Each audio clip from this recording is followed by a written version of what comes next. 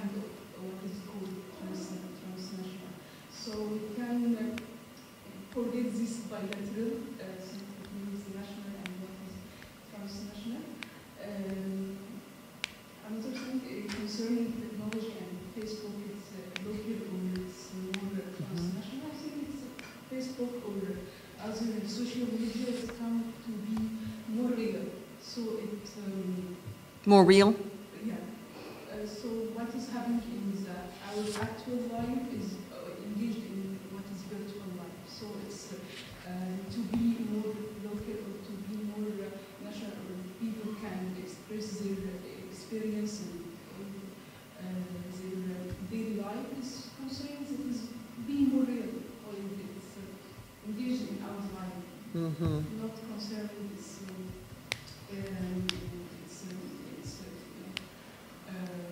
Refer to this configuration. You know, I don't know if any of you have know Marwan Krady's work. This is actually who I was thinking of in terms of thinking about media in the Middle East or in the Arab world. And one of the ways in which certain media are designed to circulate across boundaries, but not globally. And I don't mean just not globally in the sense of not all over the world, but in the sense that he looks, for example, at Islamic videos and how certain kind of pious videos circulate in subsets of people across boundaries of Arab speakers. So you would have people in the Middle East who were interested in that kind of pious video, and that's not going to be everybody, right? So it's not like it's equally of interest or accessible to everybody in Egypt or Qatar or Lebanon, but then also it circulates to people in the US or Europe who are interested in those kind of videos as well, or those kind of materials. So that you have, when we think about things that are border crossing, we have to think about them as never global necessarily. They're always crossing borders. Even if they're theoretically accessible to everyone, they are not used or engaged by everyone. They have addresses. In other words, they have a reach. We're trying to reach these kinds of people. We belong, you know, watch this video, we speak to you. And they have powers of circulation, everything from how high do you get in somebody's Google search to what other places are you linked to.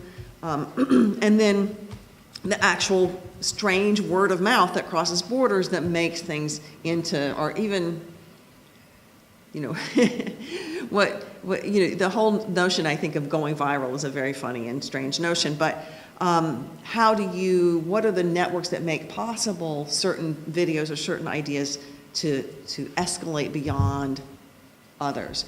And so one of the things I think when we talk about transnational or global flows is that they're never, no matter how much it appears open, we're not talking about equally porous boundaries for everybody across every border, and language being just one, but one of several different ways that things get stopped or located.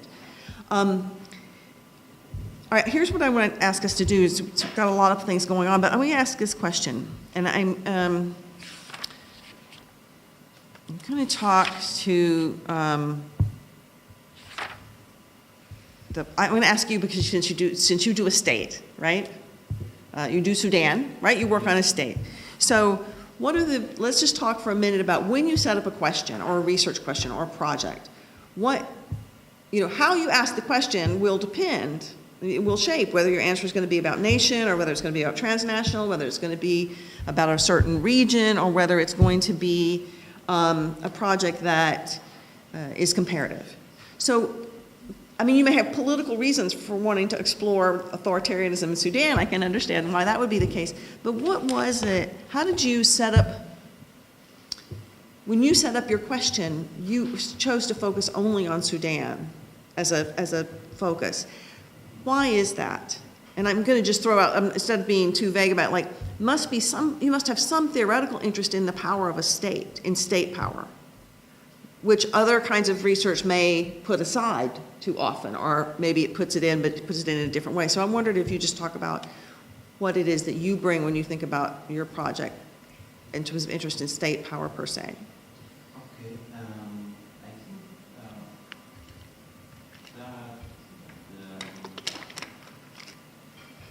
think that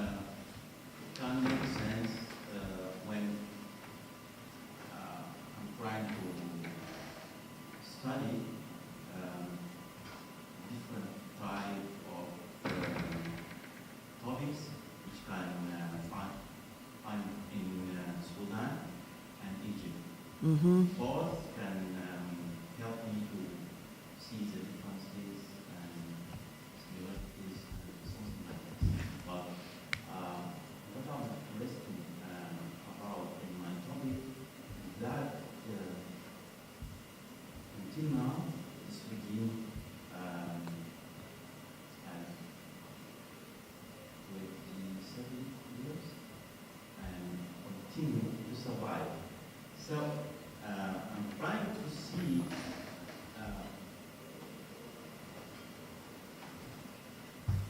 why this, because we have three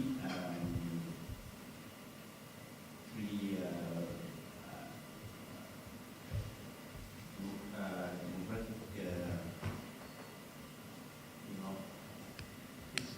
experiences in the past. Yeah. And we have also political parties, and we can find also civil societies. Why this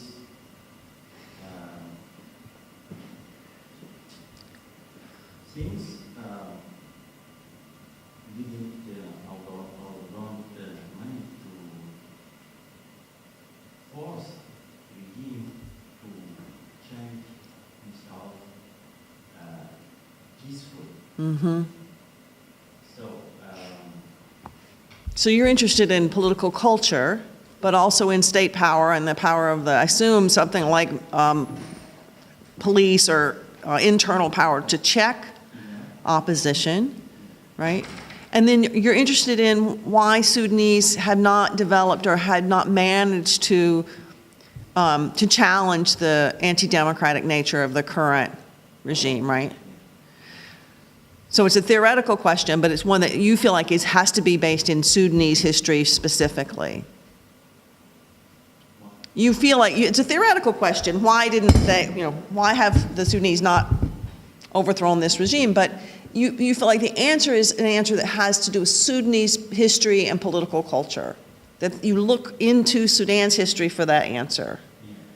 And can we think with him about what it might mean to ask that question? I'm not saying it's better. I like that question as it is, because I know from my own interest in Sudan that this is a really important question. But what would a transnational approach to the question of Sudanese anti-democratic politics look like? How might someone approach your question transnationally as opposed to nationally? okay, I'm wondering that something that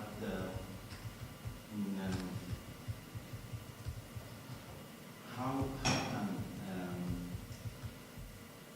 creating or building comparative laboratory in the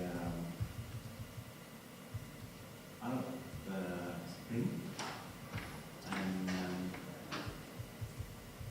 how can looking at the middle class culture in different countries like Egypt, Sudan, Yemen, Bahrain, Syria, and Tunisia. How middle class culture interacted with the, for example, in Syria, the sectarian. Mm-hmm. In Yemen, with the civil war. In Tunisia, with the democratic transition. And in Egypt, with the military intervention. Mm-hmm. And in Sudan, with the repression of the regime, and Mm-hmm. in some cases, tribal issues, ethnicity, and something like this. So that's a kind of beautiful way of thinking about like how could you do comparative work, looking at the middle classes in these different places in their role in society, what kind of political impact they've had Yeah. in the comparative sense. Also, I want to ask you how which kind of methodological tools can help us to do such transnational. Which kind of statistical tools did you? Methodological tools, yeah, okay. Sure, I have an answer for that. I think what is underlying is really the question of, is there a transnational culture of change and resilience that is related in the airport? Mhm. Shared? Can we consider, because there's something very powerful now that I can see shared transnationally, is the rejection of liberal change, and the rejection of transnational interferences. In Europe, in the West, it's the people say they are fed up with multiculturalism, for example, and with they don't have to deal with the transnational aspect of attacks.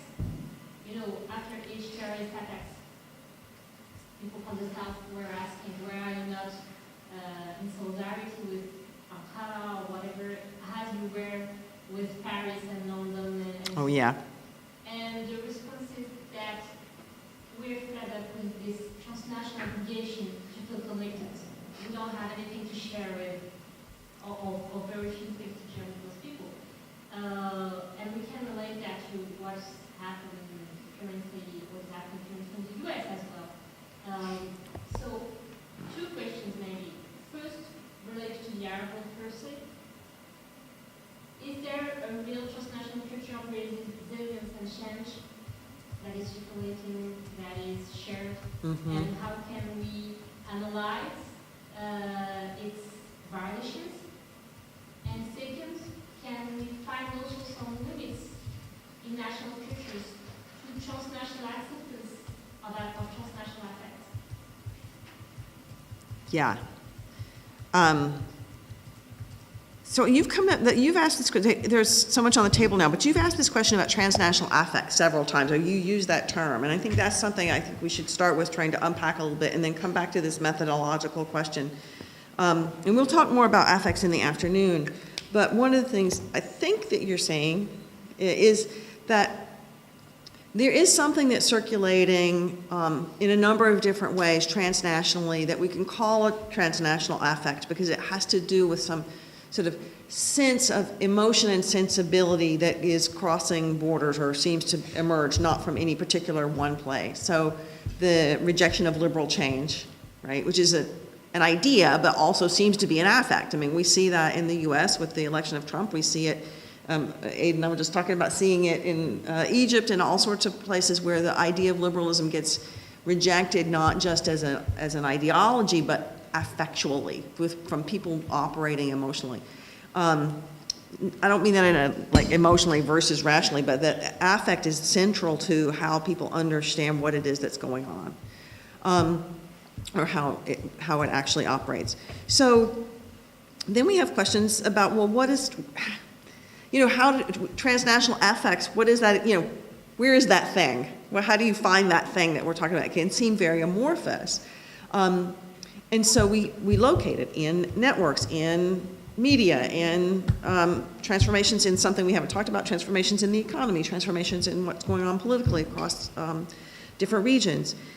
But for me, the question has to be, where do we start? I keep coming back to this, but where do you start the question?